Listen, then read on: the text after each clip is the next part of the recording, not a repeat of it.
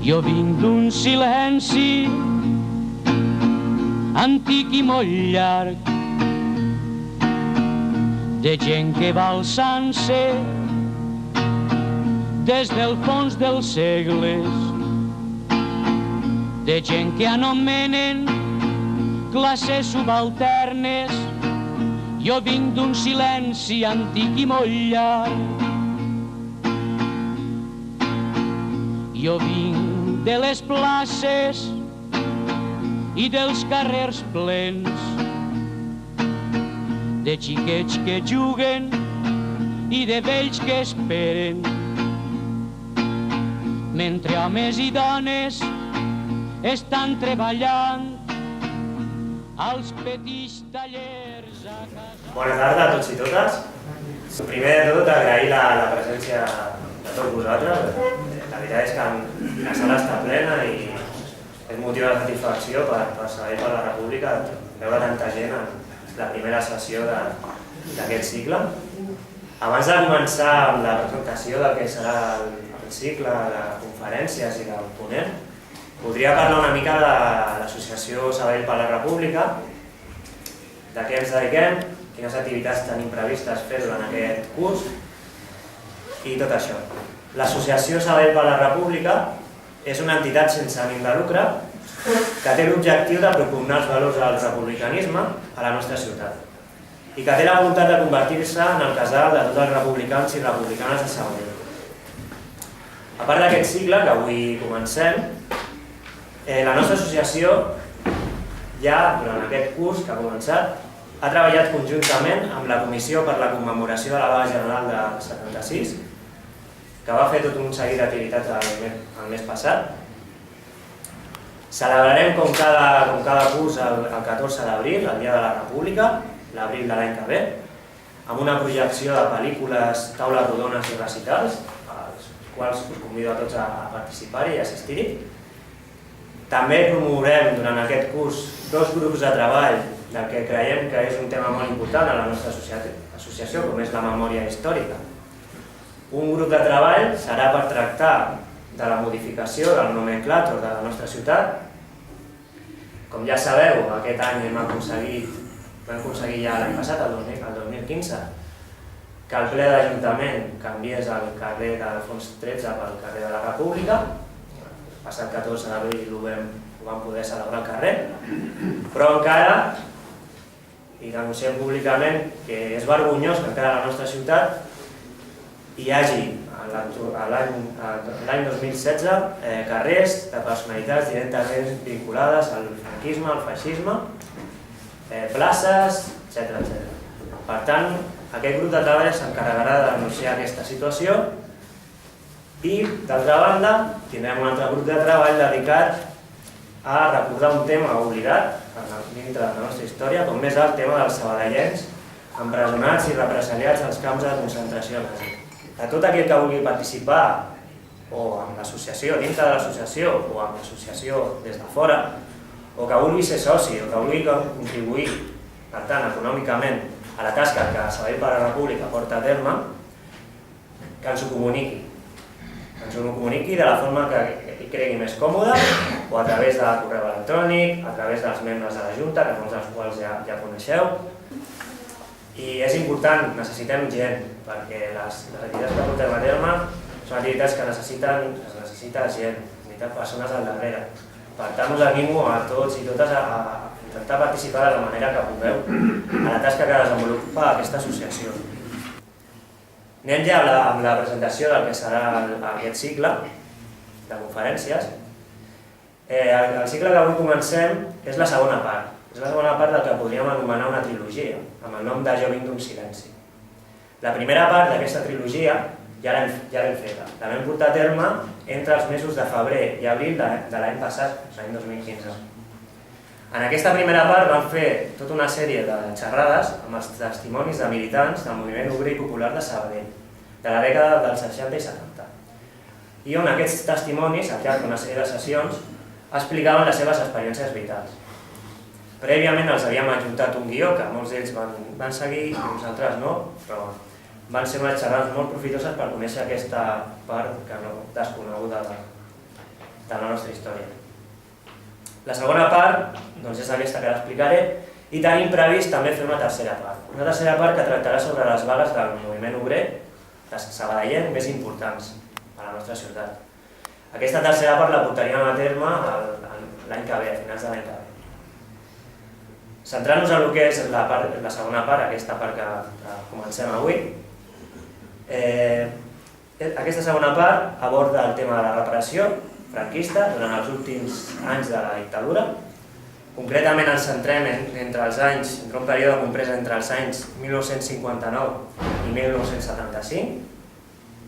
És una època plena de conflictivitat social i de lluites populars i obreres que van portar a la fi de la dictadura franquista i a l'inici de la transició, del que anomenem transició a la democràcia. En aquest cicle donarem testimoni a persones que van patir directament la repressió, en forma de detencions, tortures i fins i tot judicis i anys de presó, a través d'organismes com el TOR, el Tribunal de Orden Público. Tenim documentades més de 50 persones sabadellenques que van ser jutjades per aquest tribunal. En definitiva, el que volem amb aquest cicle, un dels objectius principals, és donar veu a totes aquelles persones que van ser els artífex de la desestabilització del règim franquista a la nostra ciutat i que ho van portar a terme a través del carrer. Així com també persones que van ser artífex de la construcció de la ciutat democràtica i que són un dels grans oblidats en els grans relats que expliquen la transició a la democràcia a Catalunya i a Espanya. Aquest curs que encetem avui està dividit en 7 sessions. Aquesta és la primera, la sessió introductòria, la presentació. Tenim avui per aquesta primera sessió la presència del professor José Luis Martín Ramos, que ens farà una contextualització històrica del que va suposar aquest període de repressió de finals del franquisme i que ens ajudarà una mica a contextualitzar el que a través dels testimonis anirem parlant al llarg de les sessions i al llarg del cicle. José Luis Martín Ramos és catedràtic d'Història Contemporània de la Universitat Autònoma de Barcelona. Especialitzat en la història del moviment obrer, ha centrat la seva recerca en el moviment socialista i comunista del segle XX, a Catalunya i a Espanya. Va coordinar una història del socialisme espanyol dirigida per Manuel Tuñón de Lara, de la qual va redactar el volum 4, l'any 89, i ha publicat una història de la Unió General de Trabajadores, any 1998 i 2001.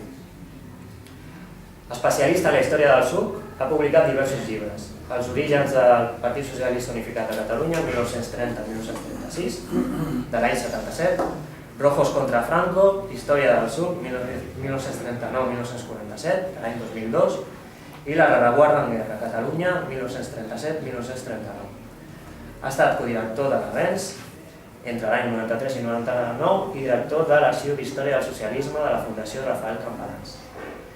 És membre del GER, del Grup d'Estudis República i Democràcia, de la Universitat Autònoma de Barcelona, format per professors i investigadors del Departament d'Història Moderna i Contemporània, així com d'altres universitats espanyoles i estrangeres.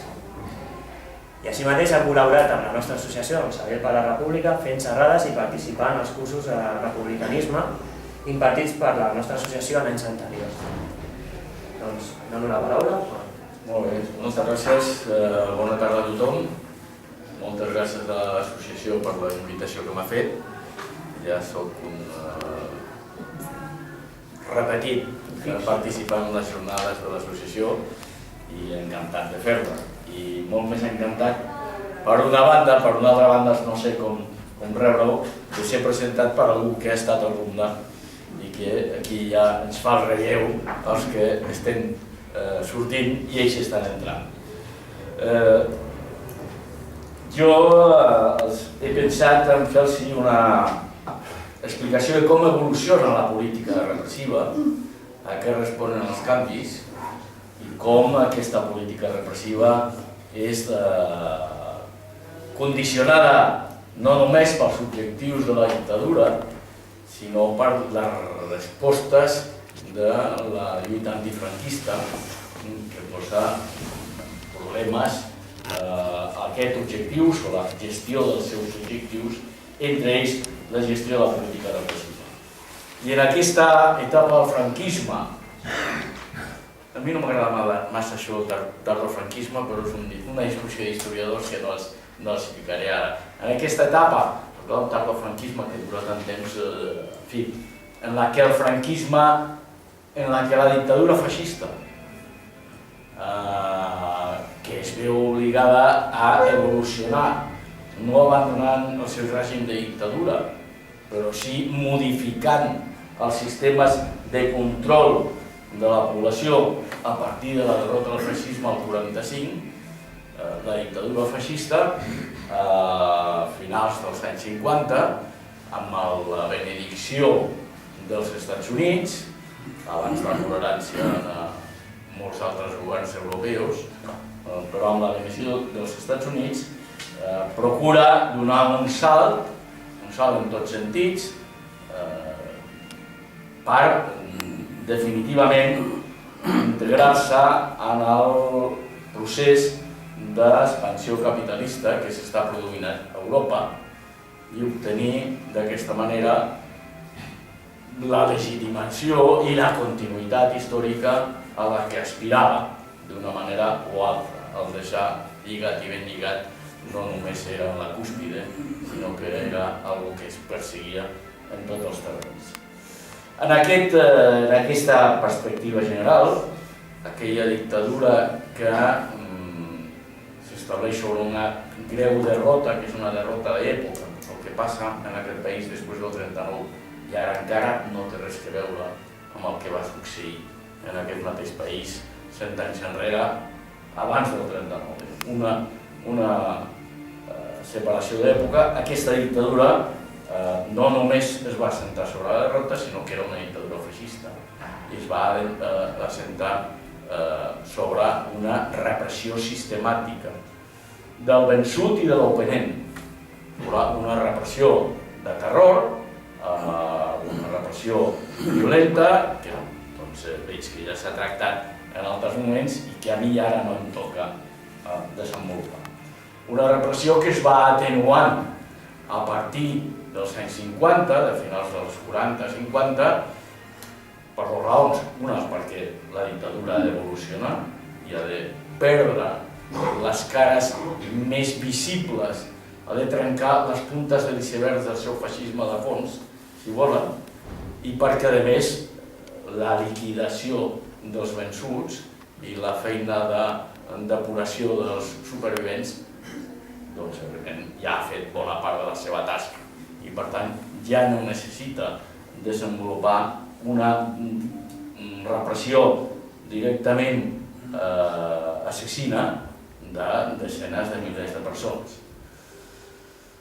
Aquesta és la situació que es tanca, però el que no es tanca, diguem, a la punta de l'iceberg, però el que no es tanca és el caràcter repressiu sistèmic del règim de dictadura.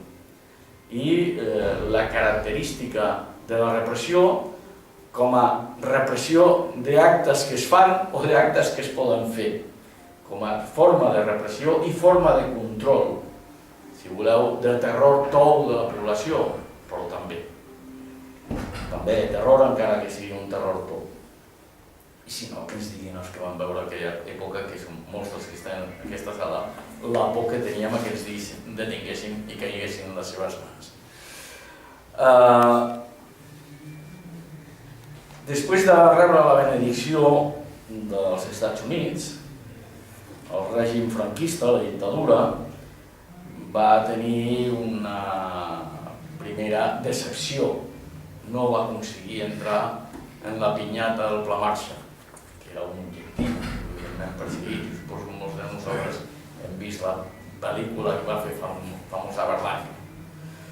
Però necessitava entrar en alguna pinyata per deixar enrere, tota l'època de l'autarquia i de l'estagnament econòmic que l'hauria acabat desacreditant, no dic deslegitimitzant, perquè jo crec que legitimitat no va tenir mai, però que la va acabar desacreditant i, per tant, necessitava cebar el seu salt econòmic, no només amb l'explotació interna i l'acumulació que es va produir als anys 40 i començaments dels 50, sinó també amb la integració amb aquest procés d'expansió econòmica que era la Comunitat Econòmica Europea. Des de finals dels 50, quan es posa en marxa el pla d'estabilització, un pla d'ajust per afavorir la intensificació del ritme d'acumulació i del procés d'industrialització, el govern està pensant en negociar l'accés a la segona pinyata. Un accés que no aconseguirà totalment, encara que sí aconseguirà entrar per algunes portes falses. No és el que jo els explicaré, perquè jo em centro en la política de repressió, en la característica repressiva del règim. El 2 de febrer de 1962 es presenta la demanda oficial d'entrada en la Unió Europea. Jo no sé si alguns d'aquí se'n recorden de la propaganda que se'ls va donar i que pràcticament, si te'ls creies, jo era molt joveneta llavors, i clar, es creien el que li diuen, deien, sobretot, em sembla que la caixa tonta ja funcionava i per tant ja començava a haver-hi aquesta, era la caixa tonta en blanc i negre, però amb molt impacte, amb molta capacitat d'omplir les nostres consciències. I recordeu aquesta imatge, entrarem a la Unió Europea, no, a la Comunitat Econòmica Europea, hem demanat l'entrada i i tant que entrarem. Però aquesta demanda, si per una banda tenia alguns arguments a favor, perquè fos admès en aquest grup, no tan selecte, però en fi, és una altra qüestió, aquesta demanda tenia algunes disfuncions. Les disfuncions eren el caràcter de dictadura del règim i la repressió que el règim continuava i que activava cada vegada que tenia algun problema social o simplement se'l pensava. Bé, de fet, el 1959, en el marc de l'ajuste, del primer ajuste, del primer pla d'estabilització, el règim franquista va fer una primera modificació jurídico-política de la seva arquitectura repressiva, parcial, i és el decret llei de la llei d'ordre públic del 1959, que en la història de la jurisprudència espanyola, que generalment els manuals es fan sense desenvolupar massa el context històric, venia a substituir la llei d'ordre públic del 33 de la República, però que evidentment el que venia era no a substituir aquella llei que havia caído con la derrota de la República del 39, sinó que el que venia era a refundir en una normativa jurídica que pretenia ser ajornada, adaptada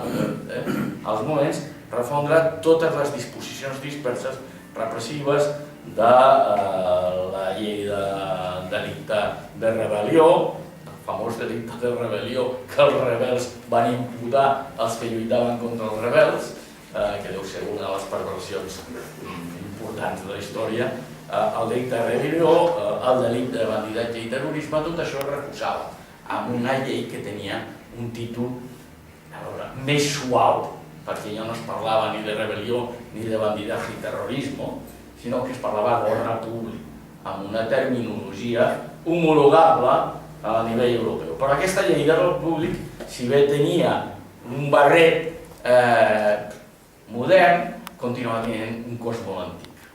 Aquesta llei d'ordre públic continuava mantenint els delictes de manifestació, de vaga, de dissidència social i política, com delictes susceptibles de passar a la jurisdicció militar. I, en últim extrem, arribar al famós tribunal, el del coronel Aymar, estic buscant el nom perquè el Tribunal Especial de la Represión de la Masonería y Comunismo, que va estar en actiu fins al 1963, quan és substituït pel TOP, del qual en parlaré després. Bé, la llei d'ordre públic del 59 mantenia tot això.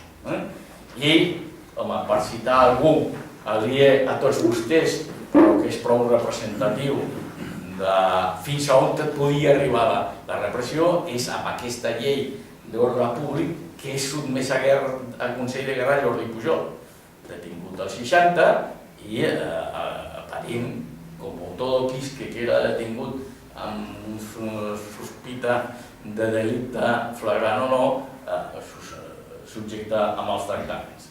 Bé, aquesta llei era una llei disfuncional de cara a la incorporació d'Espanya a la Comunitat Econòmica Europea, una incorporació que era rebutjada per una part de l'esquerra europea, que era rebutjada evidentment per l'exili, que va promoure accions diverses, entre ells el Contuberni de Múnich, se'n recorden del Contuberni de Múnich famós, que va ser com a resposta a aquesta proposta.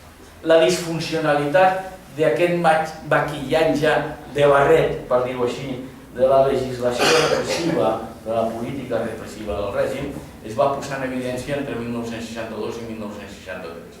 D'una banda, les vagues d'Astúries, que van ser reprimides molt durament, i a més reprimides amb la utilització clàssica de la força, no la força de l'ordre públic, sinó la força armada, per reprimir les vagues. La força armada, la Guàrdia Civil, una policia armada que fins al final de la dictadura actua en temes d'ordre públic amb criteris d'actuació armada i de repressió armada.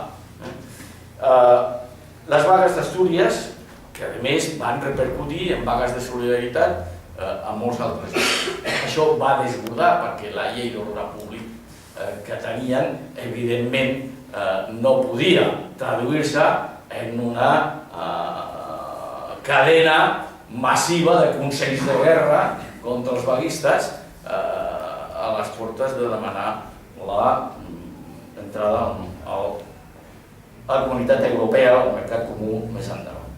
No només això, sinó que tota una sèrie, una cadena d'episodis puntuals com la detenció del procés contra Jordi Conill. No sé si algú de vostès han conegut a Jordi Conill. Llavors un jove anarquista que va posar 2 petardos a la plaça de Pseps, a un local de Falange, i a una escola major universitària de l'Opus. 2 petardos, no pensin tampoc ni 2 bombes, 2 petardos de fabricació casera. Jordi Conill era estudiant de química i els químics eren els encarregats de fer els petardets a les vagues de tramvies del 58 i del 57, els que feien les pastillites petardo que feien descarregar els tramvies eren els estudiants de químiques, que era d'això que en tenien. Bé, Jordi Conill, amb aquest gran delicte que no va causar més que estralls materials, que jo recordi, no va haver diferits, va ser processat i sentenciat a mort. En aplicació ja la llei, i d'aquesta llei que continuava pràcticament condemnant a mort tota dissidència que tingués una mínima component de violència.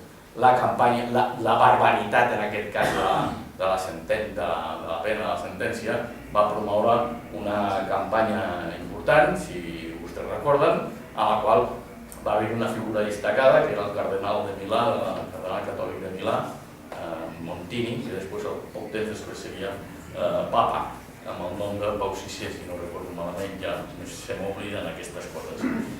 I Jordi Conill va ser commutat, va complir una pena de presó llarga, fins a mitjans dels anys 70, però va ser commutat.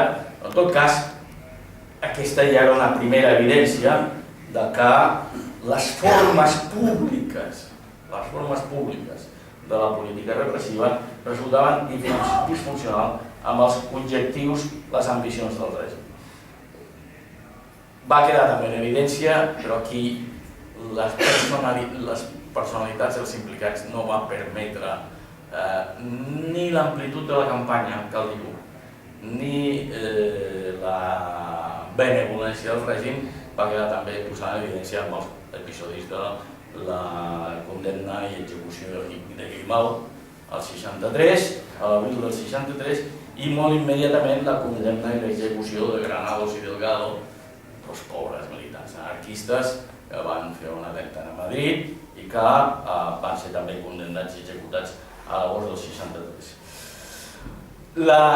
La condemna de Grimau, en la qual d'una manera molt galdosa es va estrenar un gran polític espanyol que és Manuel Fraga Iribarne, intentant justificar el que ell mateix no creia, va generar una important divisió dins del govern, no m'atreveixo a dir dins del règim, dins del govern, divisió entre els sectors dels tecnòcrates, López Rodó al capdavall i el mateix Fraga Iribarne com a aliat, cada vegada que dic Fraga Iribarne me'n recordo la cançó de la Trinca, i el mateix Fraga Iribarne com a aliat del sector dels tecnòcrates, que hauria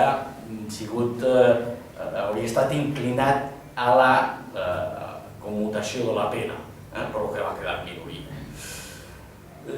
No s'ha sabut mai si va haver-hi una torna d'aquest compromís, que al final el Consell de Ministres va fer, i la torna va ser precisament canviar de manera immediata perquè el calendari diu coses, la cronologia diu coses, és important en la història no és cronologia, però la cronologia és fonamental, diu que al setembre de 1963, perdó, al desembre de 1963, estem a començar a discutir-se en sede de govern, al desembre de 1963 comença a donar-se una passa ja més important, no només de maquillatge del barret, sinó de reforma, de liberalització, entre cometes, i ho dic de la mateixa manera que es parlava de la liberalització política i de la liberalització econòmica, de la liberalització de la política repressiva, de la política d'ordre públic.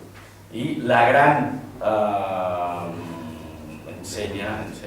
bandera, la clau d'aquesta liberalització va ser la instauració del Tribunal d'Ordre Públic, que seria el que hauria d'entendre en tots els delictes d'ordre públic en els quals no hagués component de violència. Va ser una liberalització a mitges, perquè l'únic que es va tocar va ser aquesta instància de judici dels delictes no violents, propaganda il·legal, associació il·lícita, manifestació, etc. Vagues il·legals, tot això. I es va fer acompanyant, perquè a més ja no tenia substància i era realment una rèmora en la presentació de la imatge pública del règim, la supressió, la jubilació del coronel Aymar i la supressió del Tribunal Especial de Repressió de la Maçoneria i el Comunisme. Però és una liberalització parcial. La jurisdicció militar es va mantenir per tots aquells delictes que impliquessin un atemptat directe a les autoritats de l'Estat o que imputessin algun element de violència, d'una manera molt àmplia. Per tant, quan es parla que la repressió va passar a mans del cop, això no és exacte. Va passar una part de la repressió, la que el règim esperava que fos la repressió de masses, que era la que era ja més problemàtic aplicar en criteris de la dictadura del temps passat, però va continuar havent-hi una repressió militar que va continuar afectant a no poca gent. Ho veurem més endavant. D'altra banda, es va mantenir els instruments de la repressió amb els mateixos termes i les, diguem-ne, estratègies i tàctiques de la repressió amb els mateixos termes. La Guàrdia Civil i la Policia Armada intervenint sovint en criteris militars amb la repressió de manifestacions de masses i sobretot la brigada político-social actuant com el cos encarregat d'elaborar un atestat que és l'inici de la instrucció de la causa i que era inici fonamental perquè els jutges del Tribunal d'Ordre Públic aquest atestat policial no li acompanyaven abans de la vista de la causa cap diligència ni contradictòria ni complementària si no venia la mateixa brigada político-social. Per tant, va haver-hi una modificació. Aquesta modificació no va ser completa perquè va continuar havent-hi jurisdicció militar, però a més, dins de la modificació, aquesta modificació tenia una llacuna fonamental. La liberalització del judici de la dissidència social i política no modificava aquesta anomalia jurídica, aquesta aberració jurídica que evidencia el caràcter policial del règim, que és que la policia és qui fa la càrrega probatòria fonamental. I és la càrrega probatòria fonamental sobre la qual el jutge, després d'escoltar o d'oir l'encausado, prenia la decisió. No endavades, per tant, el 74% de totes les sentències que va emetre el Tribunal del Repúblic van ser condenatòries i només el 74 i només el 26, aquí hi ha un ball de dècimes, el 26 va ser absolutòria. Repressió armada, perdoneu que faci en mitges d'historiador i en mitges també de cebolleta, que és el que em toca fer amb les meves filles i ara començaré a fer els meus nens. Jo recordo el meu primer de maig, el meu segon primer de maig, reunint-me amb les Planes, amb gent de comissions, amb gent del SUC, amb gent del FOC, bàsicament, no sé si hi havia altra gent, gent d'un partit que tenia presència aquí a Sabadell, però que ha desaparegut, que era els Gatets, el de FSF, el FUSUFU, siguent, jo recordo, reunint-se a les Planes, passant molt bé tot el dia, 1 de maig, fins que va arribar la Guàrdia Civil, amb els naranjeros, va muntar l'arma, i evidentment tots ens vam aixecar, no ens va detenir a ningú, però ni calia. Tots ens vam aixecar, ens han anat no corrent per no provocar el nerviosisme de la Guàrdia Civil, però via a via cap als trens, al ferrocarril de Sarrià, i es va acabar el 1 de maig. La dissuasió era una dissuasió arma en mà. Evidentment, quan més endavant la mobilització de masses foi a mayores i va poder tenir més impacte, doncs fàcilment s'escapaven els tiros i es produïen els morts en les mobilitzacions, en les manifestacions o en les vagues, quan no era la policia o la Guàrdia Civil la que entrava a mansalva en els centres de treball, a la SEAT, per exemple, o desmuntava una manifestació com la tèrmica la vaga de la manifestació de la tèrmica d'això de 1973. És igual, no cal fer, jo crec que tots tenim al cap aquesta imatge que era el quadre de Casas usat en un escenari del segle XX i en contrast del guàrdia amb el sabre damunt del cavall, algo que no sé si era pitjor, que era veure la porra, però veure les armes també no gaire.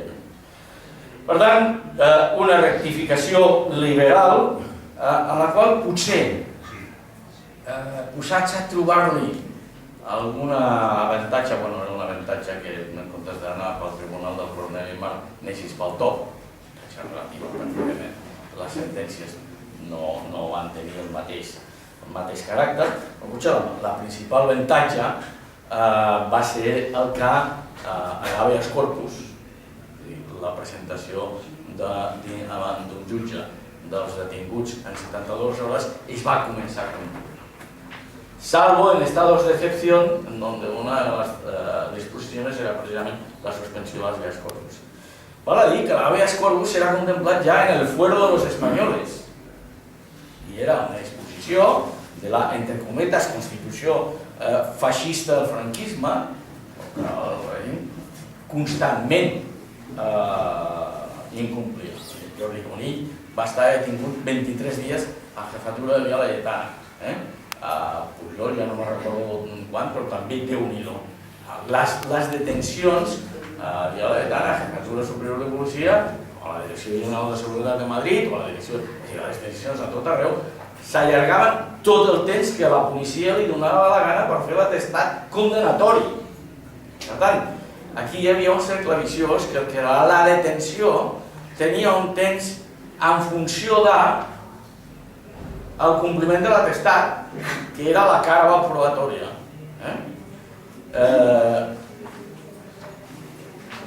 I, a més, no només s'allargava tot el temps que calgués, sinó que la policia tenia facultat directament, abans del 1963, el 1964, que és quan comença a posar-se en marxa tot això, la policia tenia facultat per a les persones que ja el jutge havia passat a presó preventiva, tornar a reclamar-les directament sense necessitat d'autorització judicial, és a dir, els creixen anaven a la Modelo de nou per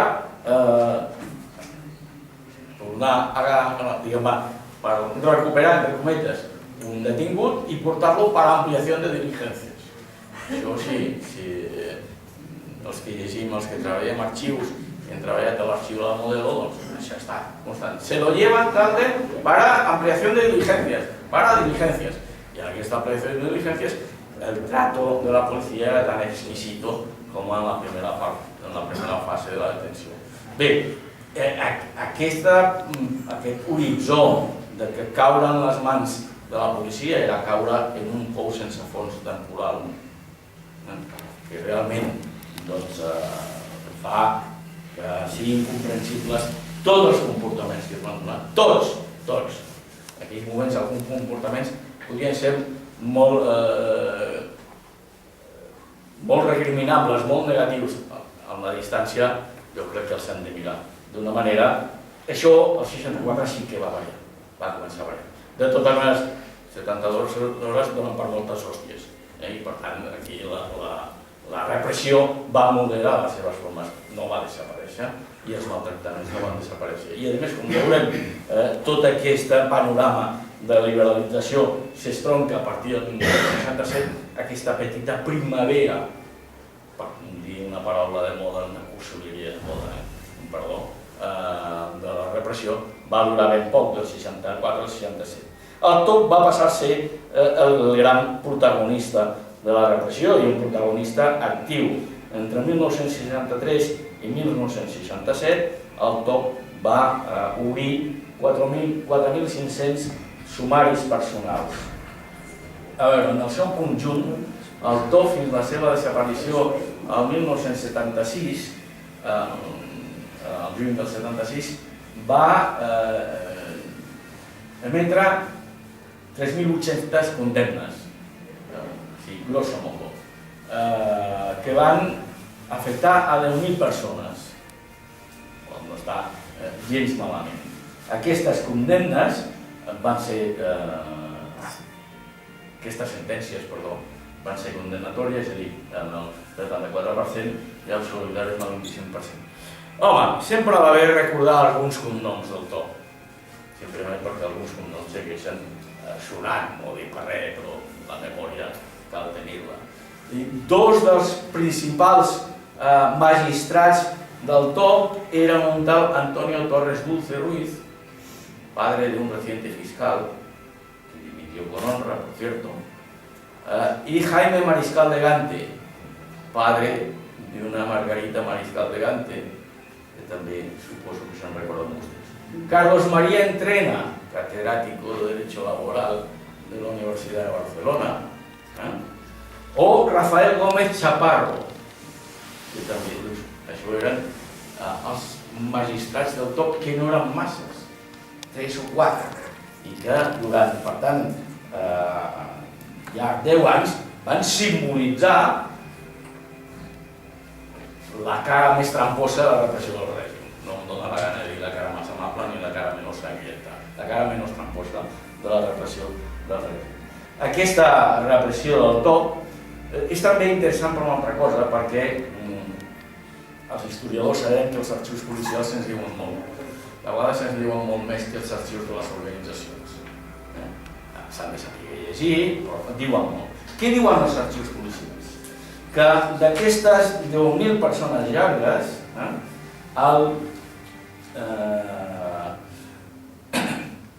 més del 60% corresponien a oposició obrera d'esquerres, un 15% a oposició universitària d'esquerres. I, segons l'estudi que jo tinc a mà, que fa una distribució que no és la que jo hauria fet, però que és la que fa, un 23% oposició nacionalista, que era nacionalista no únicament del nacionalisme tradicional PNV, per entendre's, perquè és fonamentalment basca, sinó bàsicament ETA i les derives d'ETA. I els grans protagonistes en el top van ser, per dir-ho ja ràpidament i no afirmar circunlo, que és les organitzacions comunistes i ETA, amb una gran diferència. La diferència, parlàvem de territori i demografies. Els que no passaven directament per Consell de Guerra, però és una altra cosa. Els simpatitzants, diguem, els que no estaven directament involucrats, els que estaven en manifestacions. Bé, en aquesta repressió d'esquerra, el 90% dels casos va correspondre a militants d'organitzacions comunistes. D'aquest 90%, si volen les xifres, el 70% van correspondre a militants del PC i del SUC. Bueno, l'estudi només diu del PC, però perdonin, és del PC i del SUC. I un 20% a el que l'autor de l'estudi diu maoistes. Aquí cal incloure el PCML, el PT i el PCML, el FRA. I un 8% als trotskistes, dels quals la LCR només és una petita part i inclou molta gent i està també inclús en aquest capítol de trotskistes els que evolucionen a partir de la inclusió del foc, etc. Bé, aquesta radiografia repressiva és una radiografia dels protagonistes, dels agents polítics, de l'oposició antifranquista, perquè el top era un organisme per tota l'oposició antifranquista. I a partir d'aquí, jo crec que hi ha poques discussions sobre les característiques de la repressió i sobre les característiques de l'oposició antifranquista. Hi havia un 7% de militants socialistes, la major part del nord d'Espanya, que és on Vizcaya i Astúries encara tenien una presència. Bé, el top no només va fer tota aquesta feina, sinó que a més va emetre sentències generals. Per exemple, no és el top, és el Tribunal Suprem, perdó, però a instàncies del top, a instàncies dels judicis recurrents del top cap a membres de comissions obreres, el que finalment el Tribunal Suprem emet una sentència sobre la il·legalització d'allò que eren minúscules comissiones obreras, y que después de la ilegalización se va a convertir algo en mayúsculas, aunque sea ilegal. Molt bé. Aquesta etapa de liberalització de la repressió va quedar desbordada. Va quedar desbordada per l'increment de la, que en l'època dèiem enfàticament, la lluita de masses, que potser no era tanta com nosaltres esperàvem i pensàvem, ni tan poca com després es va dir. Déu-n'hi-do la que hi havia.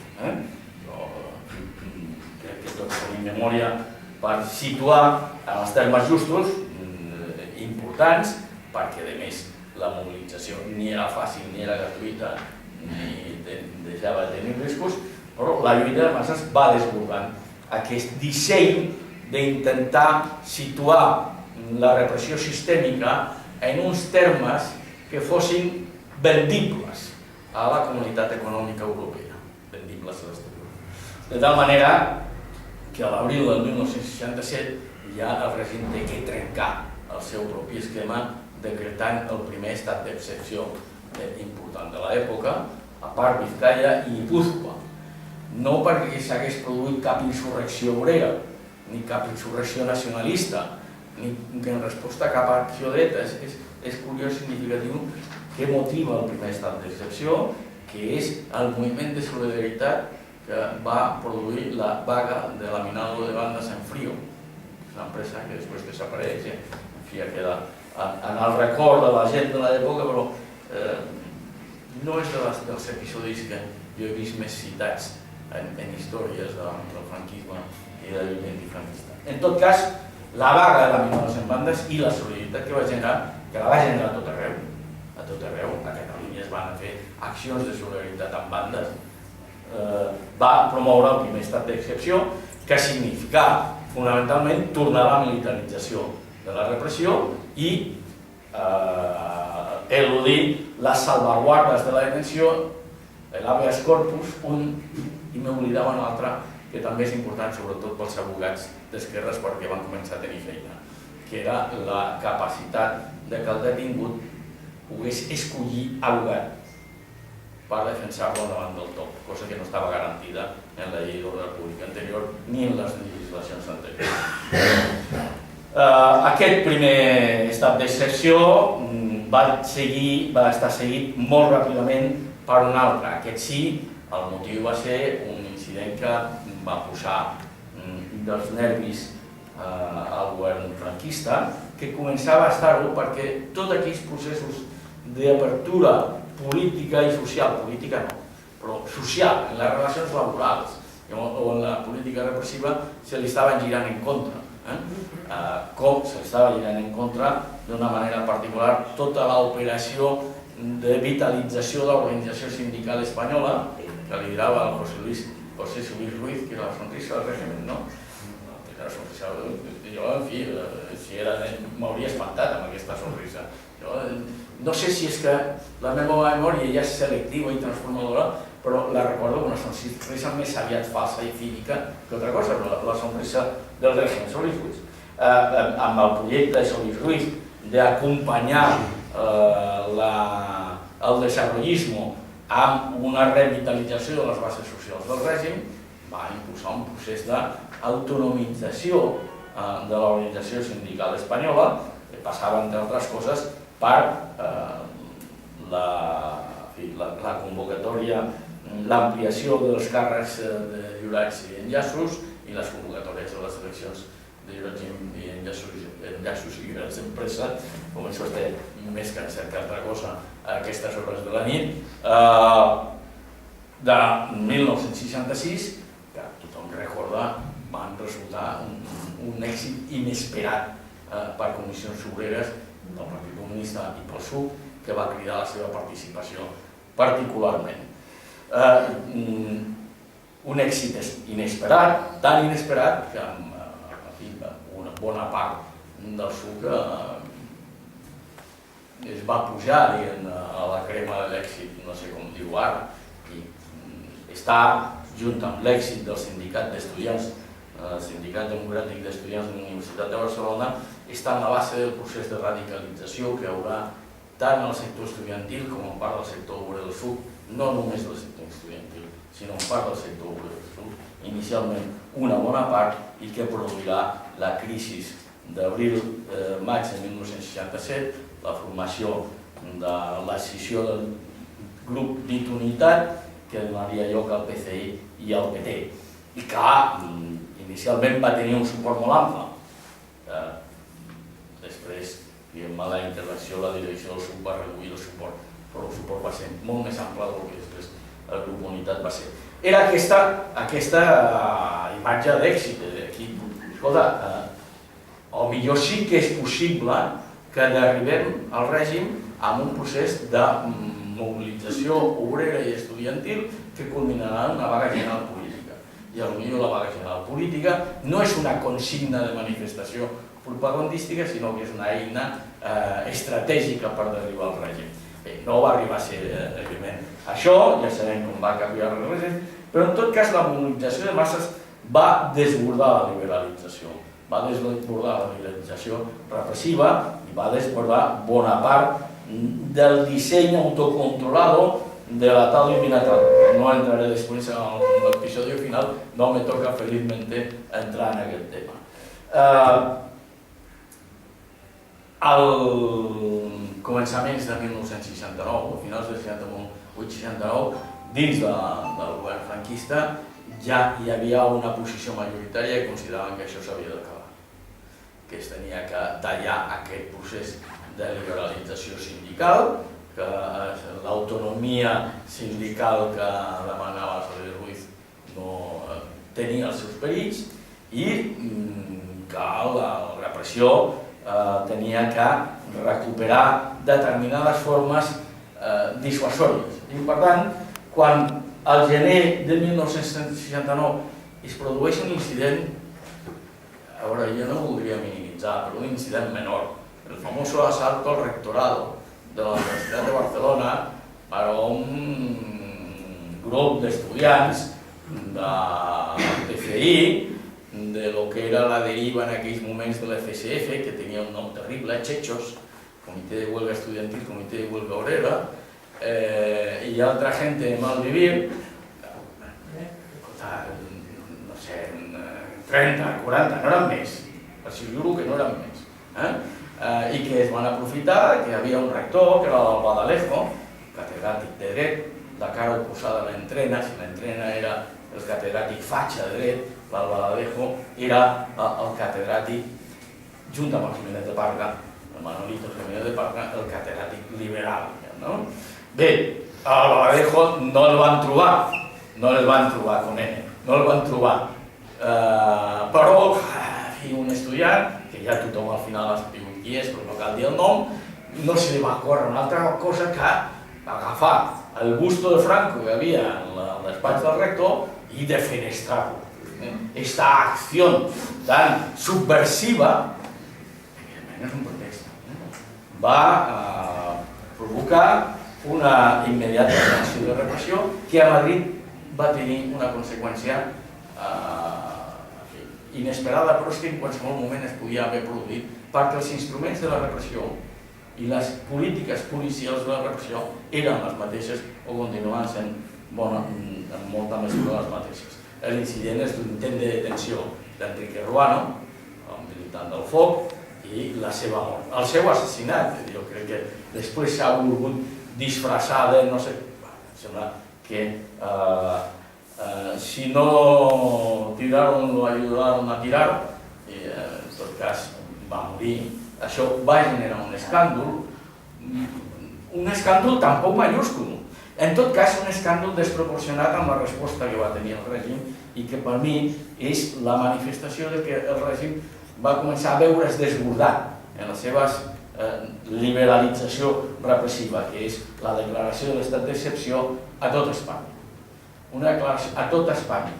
Una declaració de l'estat d'excepció que devia estar preparat, perquè immediatament hi ha una sèrie de redades, no les típiques redades que venien després de lluites, les redades oportunistes de la Brigada Político-Social, sinó una redada en la qual l'organització a Catalunya més afectada és el SUC, amb la detenció de lo que l'Àngel Abat, en aquells moments era l'element dirigent polític de Comissions Obreres, la desvertebració del SUC a Barcelona en un procés en què l'inici de la redada és eficient perquè està previst i planificat, si bé la continuïtat i l'amplitud de la redada doncs queda augmentat perquè la pèrdua del privilegi de l'habeas corpus i la prolongació de la detenció va portar a que gent que mai en la seva vida, com que l'Àngel Abat no la va explicar, i jo crec que també ho podia explicar, l'Àngel Abat l'havien detingut i pegat d'hòsties, fins a on altres vegades. A més, com era fill de policia, això era el que els molestava més. Per lo que sigui, aquella vegada es van agafar tot i es va derrumbar.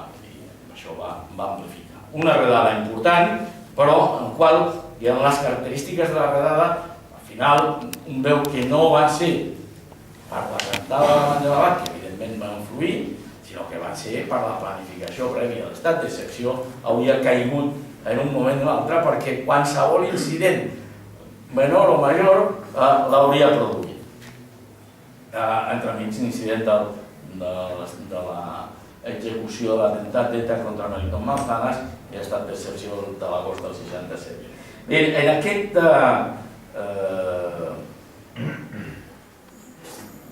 en el cas d'Euskadi, per exemple, havia una planificació encara més completa. Es va pràcticament, quasi, es va minimitzar la nova oposició antifranquista a Euskadi, 2.000 detinguts pràcticament, amb l'utilització freqüent, no de maltractament. El maltractament estava donat. i acceptat. O sigui que et donaran més d'un parell d'opcions, això, em sembla que tots ho sabem, ja t'ho esperaves, i no decían, oiga, por favor, siéntese aquí y ahora me explica usted qué hace, ¿verdad? No era això. Lo que no estava previst ja, perquè se pensava que això era d'altre temps, era la tortura. El que torna a reaparèixer amb força amb els estats d'excepció és la tortura. I per tant, el que torna a produir-se és el terror que la tortura genera al detingut, al no detingut, i genera una opció. Què és el que es busca? La tortura no es busca fonamentalment fer cantar, sinó que la tortura és, pel règim de dictadura, una política preventiva. Això és la importància de la tortura.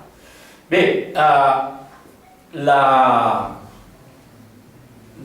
aquesta inflexió de la política repressiva, de la nova política de repressió desbordada per les lluites i el creixement de l'oposició, té una segona fase que reforça la inflexió, quan després del conflicte mateixa, no per ell mateix, sinó perquè se suma a les divisions dins del govern, genera la crisi del govern, la sortida de Manolito Fraga Iribarne, que va ser una bendició per ell, perquè això el va fer un home, el va fer un polític diferent, i va poder estar en la transició, i l'assumpció d'un govern presidit per Carrero Blanco, per l'Almirante, que va tenir com a objectiu no només Fraga Iribarne, sinó Solís Ruiz, la sonrisa, el régimen pierde su sonrisa. I comencen a haver-hi uns ministres de treball i de l'organització sindical absolutament, jo recordo imatges molt amorfes, o sigui, ara no em feu dir aquí. Un govern que s'estrenarà des del punt de vista de repressió amb el judici de Burgos,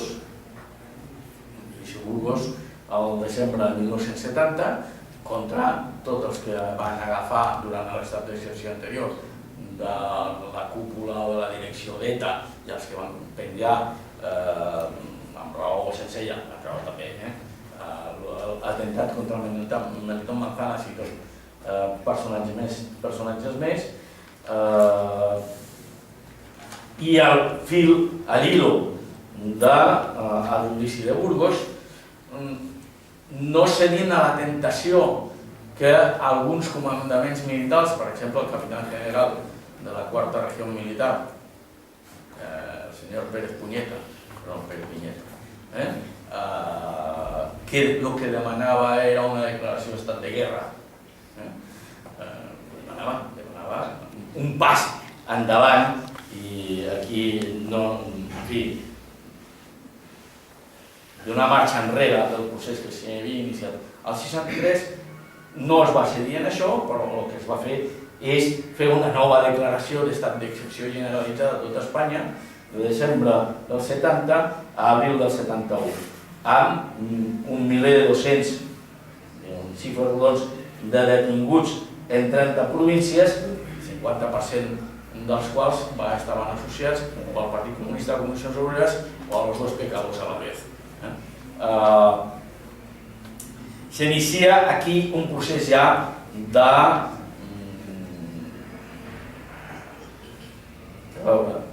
deteriorament d'aquesta nova, molt entre cometes, parcial liberalització de la política repressiva. Hi ha massives destitucions d'enllaços sindicals. Carme Molinero i Pere Sis i Pere Issàs han comptat fins a 17.600 enllaços i jurats sindicals destituïts. Evidentment, un aviso para navegantes, no es va servir de nada la política de entrismo. I tot això culmina amb la detenció de la coordinadora estatal de Comissions Obreres en juny de 1972. A on hauria arribat tot això i si hauria hagut un nou temps de calma després d'aquesta activació de la tormenta, d'aquesta reactivació de la tormenta, no ho sabrem mai, perquè en estas vino el bombazo. I Carrero Blanco va ser, m'acuden aquestes frases, les mateixes que els s'acuden a vostès. No deixa de tenir gràcia els hi caigués al cap dels jesuïtes, que en aquell moment era un dels sectors de l'església que més els estava preocupant, però clar, hi havia jesuïtes per tot. I jo en això, quan estava preparant, no he d'oblidar-me d'una altra cosa, que no acostuma a estar en els llibres, però els que van viure a l'època ho sabem. Després quan he fet l'escrit, coi, m'ho he oblidat, i ara ho he recordat pensant en l'incident del bombazo. A veure, al costat d'aquestes modificacions jurídiques, no d'entrada, però a mesura que les modificacions jurídiques començaven a ser desbordades, que és molt aviat, el 66-67, el règim va fer una altra cosa. Hi havia la repressió legal, però va començar a donar abast a una altra activitat repressiva. Va començar a treure de nou al carrer la Guàrdia Franco. I va començar a activar els guerrilleros de Cristo Rei. Jo recordo en les manifestacions tenint més por als grupets de la gent de Guàrdia Franco que estaven patrullando la ciutat que no fins i tot a la policia armada. Arribava un moment en què no eren distingibles els socials des de la Guàrdia Franco. Però no era el mateix. I els guerrillers de Cristo Rei intervenien. Cadascú intervenia en els seus àmbits, evidentment els guerrillers de Cristo Rei, fonamentalment contra les dissidències catòliques. No sé si se'n recorden vostès, el asalto de los guerrilleros de Cristo Rei al Fòrum Vergés. Perquè un cura belga, me parece holandès, no, Lluís Evelí, ja no me'n recordo, holandès, això, venia a explicar algo tan subversiu com era la teoria de Taylor de Chapelle. Y van entrar a saco a los guerrilleros de Cristo Rei, repartiendo mandobles y disolviendo al público presente. Bé, no cal oblidar aquesta participació de cossos, d'elements parapolicials que intervenen, com tampoc, però això no tenim dades, com jo no sé què s'ha estudiat, que és el desenvolupament d'una àmplia xarxa de confidents. Això que sabemos que existe, jo no sé que ningú ho hagi estudiat. I alguns els van localitzar a la universitat, però en fi, localitzava, és igual, quedava la partida de bones, i ja passaven de ser confidents a ser els polis directament, com el polito de la Universitat de Barcelona. Bé, el bombazo va trasbalsar tot el disseny de la transició del règim, és evident, tant és així que s'han fet totes les teories agudes i per haver sobre la conspiració. Jo recordo en aquell moment que Santiago Carrillo va arribar a dir que aquesta acció de ETA havia estat inspirada per la CIA. Després no ho va repetir, però jo recordo que ho va dir. No recordo si ho va escriure, però que en el SUC aquest tema el vam parlar i vam parlar dient el jefe ha dit això. No és descartable, però en fi, no sé, això ja no hi entraré. En tot cas, va alterar el disseny de la transició i d'entrada el que va alterar és definitivament aquest intent de liberalitzar la política repressiva. El dia de l'atemptat del Carrer Blanco em sembla que molt pocs van dormir, però molta gent que no va dormir, perquè el primer que hi va haver tota una rumorologia que es va estendre. Aquesta nit serà la nit dels ganivets i es va parlar en aquests termes. La nit dels ganivets espanyols serà aquesta. Bé, quan hi havia aquests rumors, els rumors s'han de recordar perquè formen part de la percepció que es tenia. Per tant, la percepció que es tenia respon a una realitat. Aquest règim no s'havia liberalitzat en aquesta dimensió. La política repressiva continuava sent sistèmica i continuava sent un element bàsic de la dictadura. A partir del 73, la repressió s'endureix incorporés les seves formes, perquè la mobilització s'incrementa, per l'acció antifranquista s'incrementa, perquè incrementa el nivell organitzatiu, tot això no cal que els expliqui, però també perquè el règim decideix això i decideix repensar les seves modes d'actuació. El to intensificarà els ritmes que ja eren prou intensos. Si al 1972, en un any, abre, surt la paraula en català, pràcticament 1.709 sumaris. Al 73, gairebé 2.000. Al 74, 2.400 pràcticament. I al 75, 4.300. Y al 76, fenece de muerte natural y sustituido por la Audiencia Nacional, per tant ja no entra en el quadre. El top va intensificar la seva activitat, però tan significatiu com això va ser la reactivació dels consells de guerra. Entre 1974 i el 75 hi ha més de 300 persones, per raons polítiques o socials, portades davant de consells de guerra, ja no necessàriament per actos de violència flagrante. És a dir, hi ha una modificació que finalment es reflecteix en lleis. Les lleis s'acostumen a reflectir el que ja s'està començant a produir sovint. Es reflecteix en el decret llei d'agost del 75, la llei de prevenció i enjuiciamiento en català, com es diu? Judici.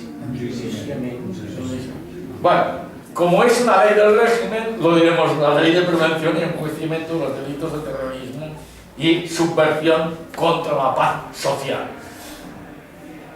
Això sempre m'ha recordat una famosa llei japonesa, que és quan al Japó concedeixen el sufragi masculí universal.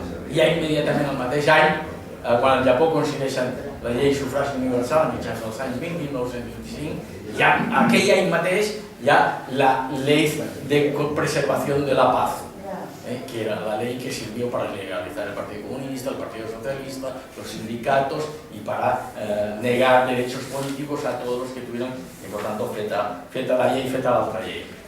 Bé, la Ley de Prevención y Enjuiciamiento de Delitos de Terrorismo y Subversión de la Paz Social, que tornava a situar en l'àmbit de la jurisdicció militar tots els delictes que fossin o no violents, perquè no només els violents eren directament delictes de terrorisme, sinó que eren també aquells delictes que poguessin subvertir la paz social. I això quedava a judici del jutge o de l'atestado policial que Camino tomava, directament dels governadors civils, perdó, en Camí tomava càrrec de dicte.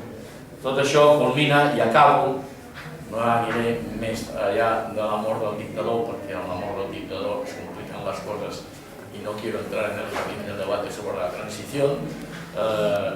Acabo, el régimen muere matando, mai millor dit, muere matando amb dos, m'he deixat pel mig l'episodi de Tuxantic, al març del 74.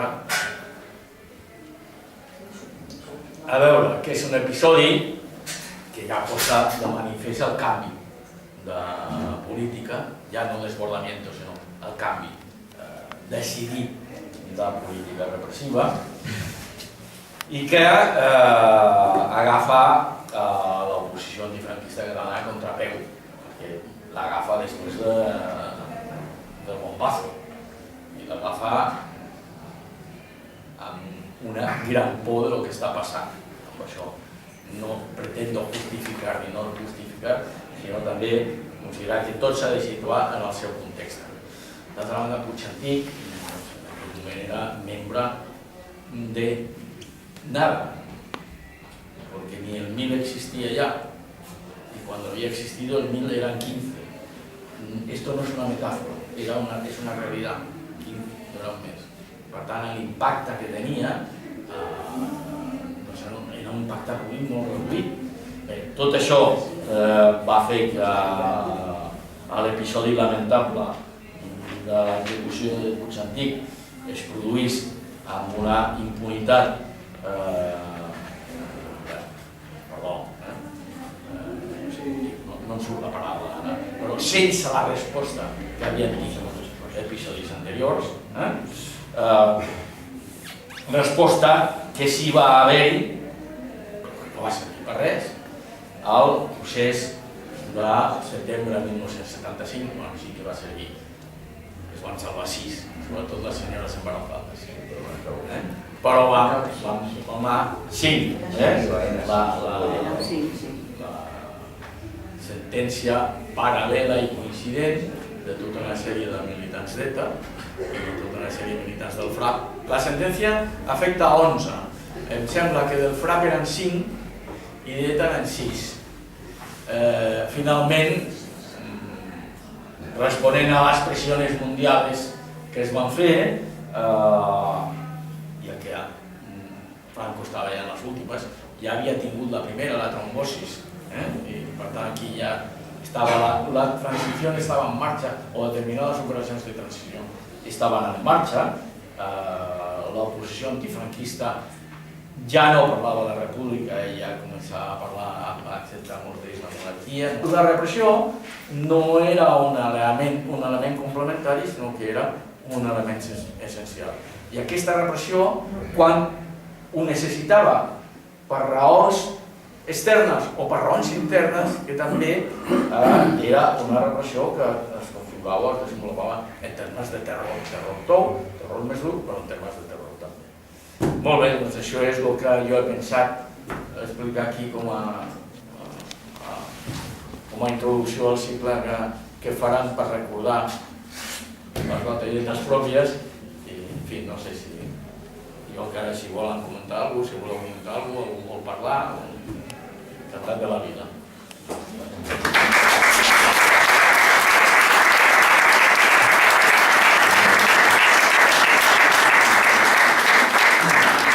Que sorda i constant, jo vinc d'un silenci que romprà la gent que ara vol ser lliure i estima la vida, que exigeix les coses que li han negat. Jo vinc d'un silenci antic i molt llarg, jo vinc d'un silenci que no és resignat, jo vinc d'un silenci que la gent romprà, jo vinc d'una lluita que és sorda i constant.